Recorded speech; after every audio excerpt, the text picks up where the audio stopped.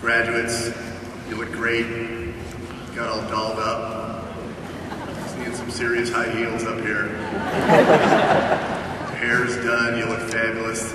You know, I was just looking at some graduation pictures of myself. Generally what I say is, I looked great. I'm sure you will too, I wouldn't worry about it. Actually, I forgot something. Graduates, if you earmuffs just for a sec. We've got them surrounded. So the go word will be pumpernickel. Throwing. All right.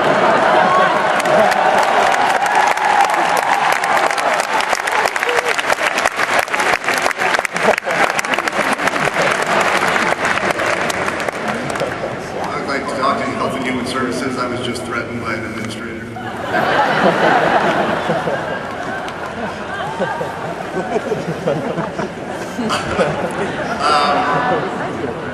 No, I'm serious.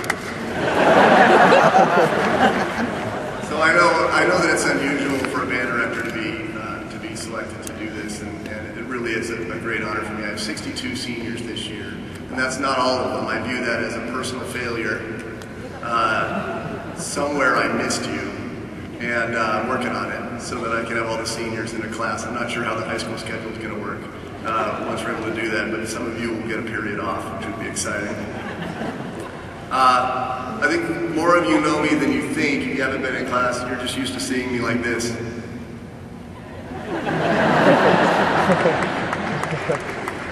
Bald spot gives it away.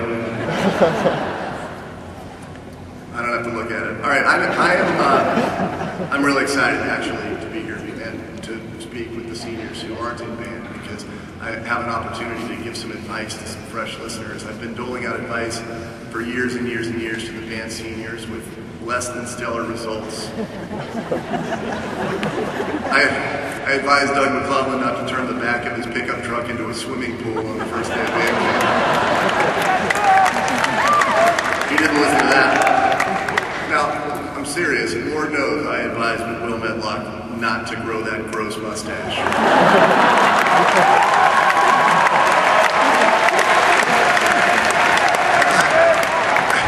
And I certainly, although he may have forgotten, I doubt it, certainly advised David Rodokas that if at halftime, when the high school band comes to attention in the MI, you find yourself 45 yards away from your spot, don't turn and run in slow motion as the crowd watches in horror.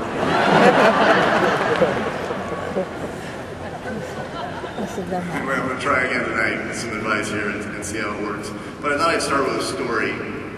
I have a 9-year-old son named Duncan. I think he might even be here tonight. I'm excited about that. He's probably excited about to hear this story. And he's a great kid. But when he was 4, he was really exploring a lot of ways to not make it to 5. And my brother had just bought a boat. And Duncan and I were out on the water where his uncle had to repeatedly ask him, he was in his life jacket, repeatedly ask him to sit down because he was flirting with swimming and didn't know how. He had to be asked multiple times, but eventually he complied. We were back on the beach and we were about to go out again after lunch. And so I called Duncan over, being dad of the year over here, and I grabbed his shoulders and I looked him in the eyes and I said to little 4-year-old Duncan, D, if you can't listen to your Uncle Ryan, when he asks you to sit down on the boat, then you can't go back out on the boat. And Duncan wrestled his way out of my hands and he stepped back from me. And he looked me in the eyes.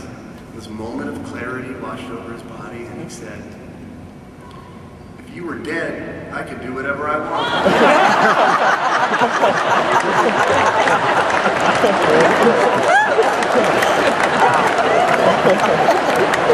Sounds like Ned.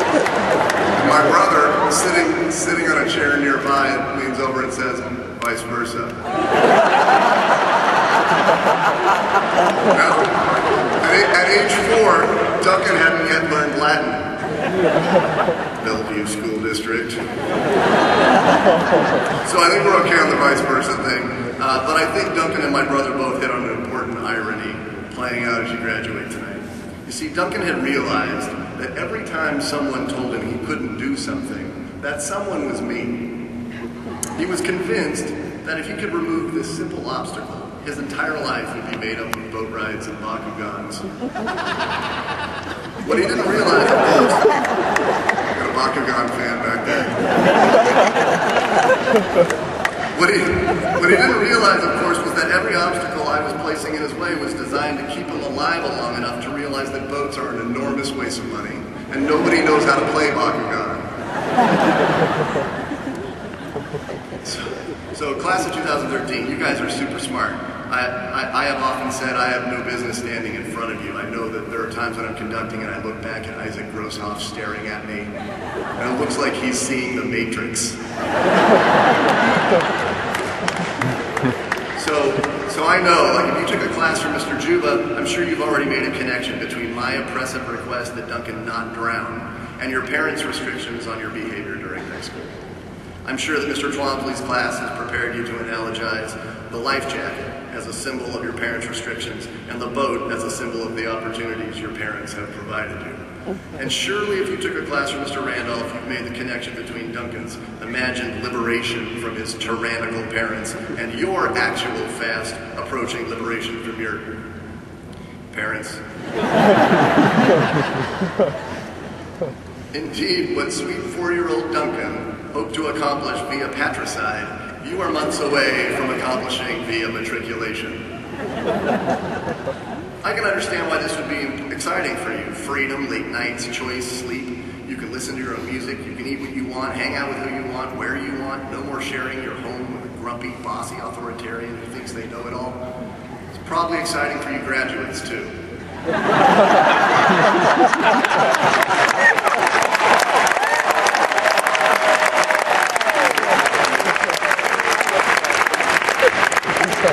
So I'm joking a little bit, but a lot. But in all seriousness, your parents have been waiting a long time for tonight. Long time. Every Friday in my class now for about 10 years, I've shouted after my students as they scramble out of the class a very simple sounding request. I shout, "Don't lie to your parents, they love you." There you go. This comment is usually met by one of 3 responses. There's the friendly eye roll and reciprocal request that I not lie to my parents. These are the kids who, regardless of their intent to lie or not, probably don't have much to lie about. The second response is the nervous giggle. These are the kids who definitely have something going on that they're not proud of, but are reasonably sure that I don't know what it is, and neither do their parents. There were some serious nervous giggles on Friday. Finally, there is the small number of kids whose actions quietly betray a deeper conflict. They are genuinely confused as to why I would bring up something so sensitive, so serious, in a setting that's supposed to be celebratory. Most folks might say, "Have a great weekend," or "See you Monday." Behind their silence is usually sitting the question, what does he know? I feel safe letting you know now that the answer to that is a resounding not much. But the answer to the first question, why do I say it, is hopefully a bit more substantive. In my Don't Lie to Your Parents request, I am, futile as it may be, trying to act as the thumb on the scale to tip your mind toward giving the people around you who love you and who are working on your behalf the benefit of the doubt. Now, I know where you think I'm going with this, that I'm going to ask you to thank your parents for everything that they've done to help you, and I am. But I'm going to beat this issue up. I'm going to talk about it a lot, because I think proportionately it is almost ignored at an event like this.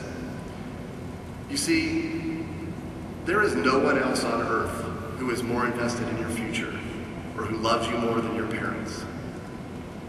There's no one who's lived the past 18 years of their lives with the sole purpose of ensuring your future happiness. There is no one else who has filtered every decision they've made regarding their own future through its impact on yours. It is your parents who look at each of the stupid decisions you've made